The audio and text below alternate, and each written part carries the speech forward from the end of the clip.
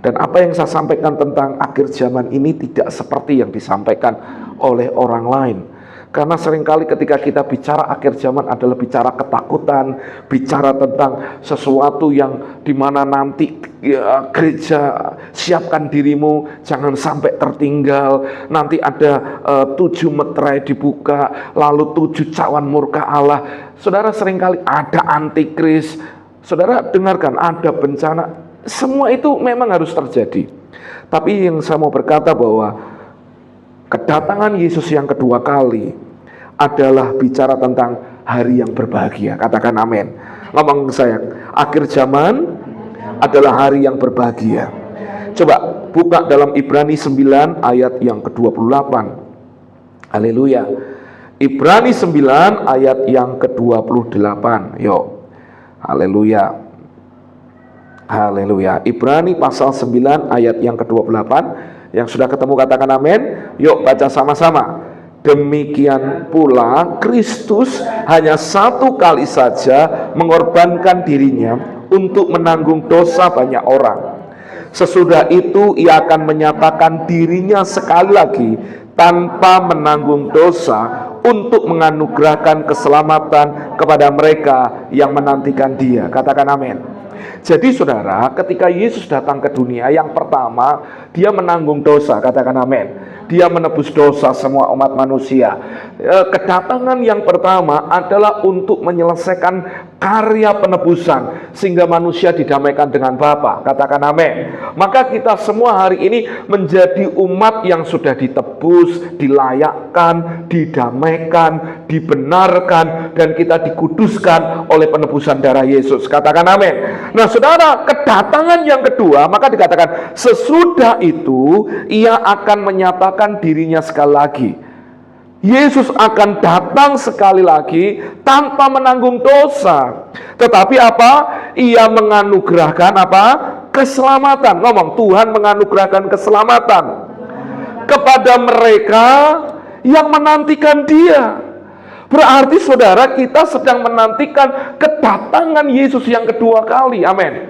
Kedatangan yang kedua kali ini bukan kedatangan yang menakutkan. Kalau kedatangan itu yang menakutkan, maka itu saudara tidak akan dikatakan menganugerahkan keselamatan. Berarti gini, kedatangan yang kedua menjadi kedatangan di mana Tuhan menggenapi janjinya, Tuhan menggenapi firman-Nya bahwa orang-orang yang ada, yang percaya di dalam Dia, terima keselamatan, kehidupan yang kekal. Katakan amin. Jadi jangan takut dengan berita akhir zaman, Bapak Ibu. Saya kenapa perlu sampaikan ini kepada Bapak Ibu Saudara? Karena kita perlu mengcounter hal-hal yang seringkali digembar-gemborkan, bicara tentang ketakutan dan ketakutan antikris lah apa gini. Saudara percayalah, semuanya harus terjadi. Tapi kita yang ada di dalam Tuhan, kita terima yang namanya keselamatan di dalam Tuhan. Loh saudara, dari awal saya kenal Kristus, berita akhir zaman dari dulu sudah disampaikan. Penafsirannya banyak-banyak. Tapi yang saya mau berkata, Alkitab berkata, sesudah itu kedatangan yang kedua menganugerahkan keselamatan. Berarti Bapak Ibu Saudara saya, selama kita ada di dalam Yesus, kita di dalam Yesus, percaya Yesus, hidup dalam kelahiran baru kita, punya identitas yang baru di dalam Tuhan, kita terima keselamatan. Katakan amin. Kedatangannya yang kedua bukan untuk menghakimi orang percaya. Sekali lagi, ingat ya. Kedatangan yang kedua bukan untuk menghakimi orang percaya. Saudara, nanti kalau saudara belajar tentang second coming eskatologi, ada 2 pengadilan. Yang pertama pengadilan tahta putih, yang kedua adalah pengadilan Kristus. Perhatikan ya. Yang pertama adalah pengadilan tahta putih, yang kedua adalah pengadilan Kristus. Pengadilan tahta putih adalah pengadilan yang memisahkan orang percaya dengan tidak percaya. Yang tidak percaya tentunya mereka masuk dalam bagian khusus untuk akhirnya ditimpa murka. Tapi kita tidak ada di pengadilan ini karena kita sudah dikelompokkan sendiri. Nah, kita nanti akan dikumpulkan pada pengadilan Kristus. Pengadilan Kristus itu bukan untuk kita dihakimi, tapi untuk terima upah yang dijanjikan Tuhan dalam hidup kita. Katakan amin. Ada dua hal ini Bapak Ibu. Jadi dibedakan di sini. Pengadilan tata putih nanti untuk memisahkan yang nggak percaya Yesus, dipisahkan. Jadi fokusnya daripada kedatangan Yesus yang kedua untuk memberikan keselamatan penuh. Anugerah digenapi, bukan murka bagi umat Tuhan. Katakan amin. Ngomong ke kiri kanan saudara, ngomong kayak gini, engkau tidak dimurkai Tuhan. Iya saudara, makanya tinggallah dalam identitas Bapak Ibu tuh percaya di dalam Yesus. Saudara, saya ini justru hari-hari ini sedang menggali tentang kata hidup percaya, hidup di dalamnya, hidup di dalam Kristus, menempel seperti carang kepada pokok anggur. Kenapa saya gali itu? Karena memang saudara, di luar Kristus kita nggak bisa apa-apa. Jadi maksud saya mau ingatkan gini, pastikan Bapak Ibu, saudara, keluarga Bapak Ibu ada di dalam Kristus. Itu aja Bapak Ibu. Nah, kenapa? Karena itu menjadi sebuah keputusan penting mengikut Yesus untuk kita terima keselamatan janji Tuhan digenapi dalam hidup kita. Katakan amin. Selanjutnya saudara, kita lihat bahwa orang percaya itu bukan untuk dimurkai Bapak Ibu. Saya tuh masih sering dengar gini Bapak Ibu. Orang Kristen ini, orang percaya nanti yang nggak nganu dimurkai, apalagi kalau terima keadaan yang kurang baik, wah Tuhan lagi hukum saya. Saudara, jauhkan itu dari pikiran saudara.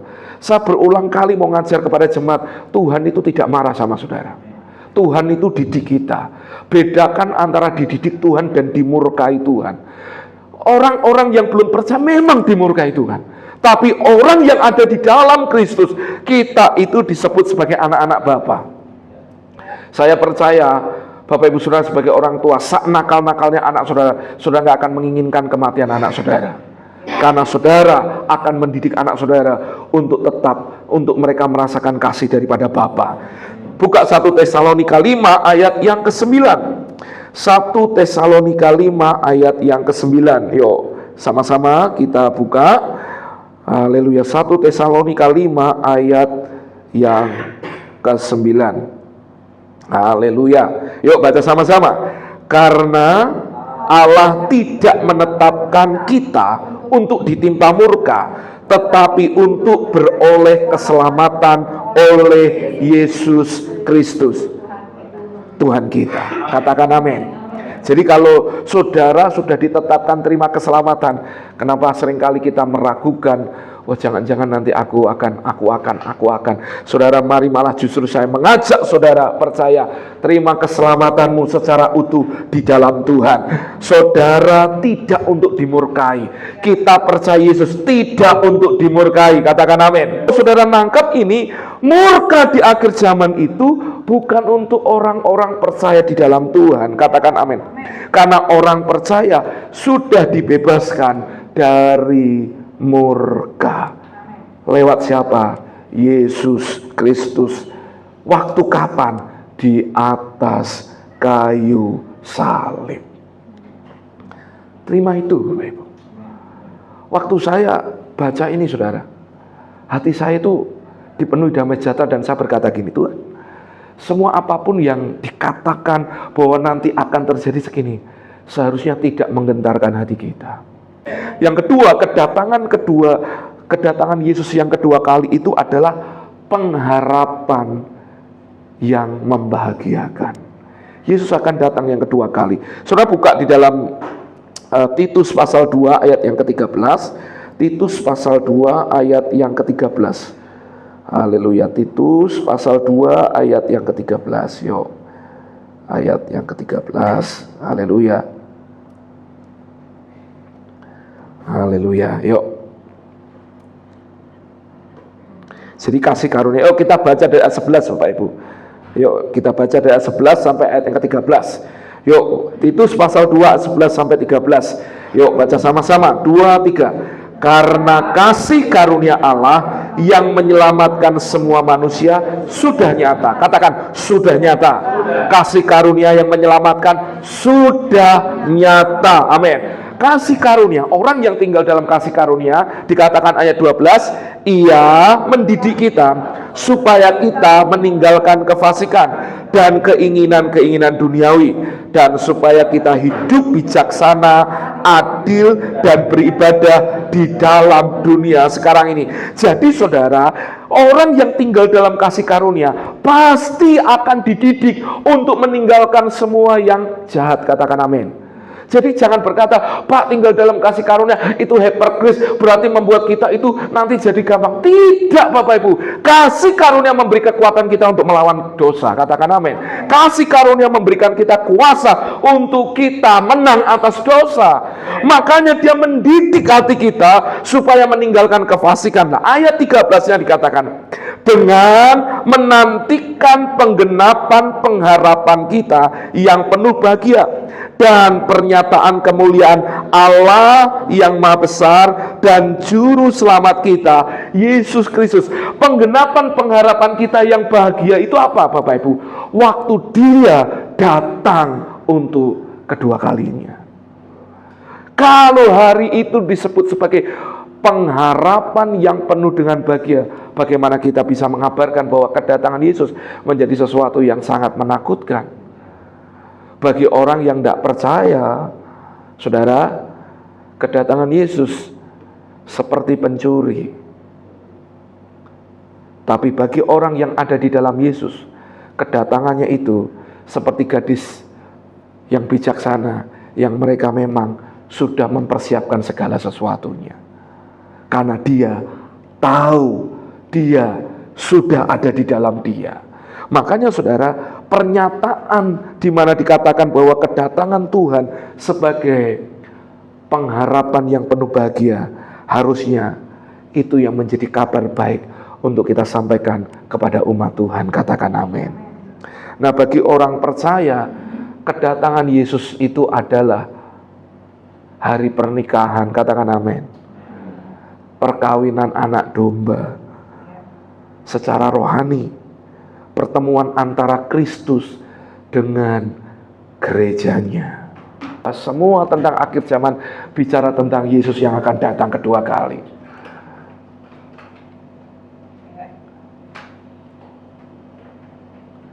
Bicara Yesus yang datang, dan itu adalah hari bahagia.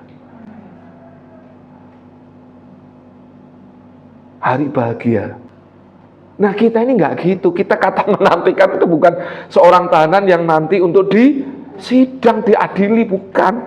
Tapi kita itu adalah menanti, kita sebagai mempelai yang menunggu sebuah pernikahan, ketemu. Jadi bersukacitalah Bapak Ibu. Jadi ayo hari ini suarakan ini Bapak Ibu. Bahkan saya mengajak Bapak Ibu Saudara, ayo beritakan kabar baik. Dunia ini masih buruk Bapak Ibu.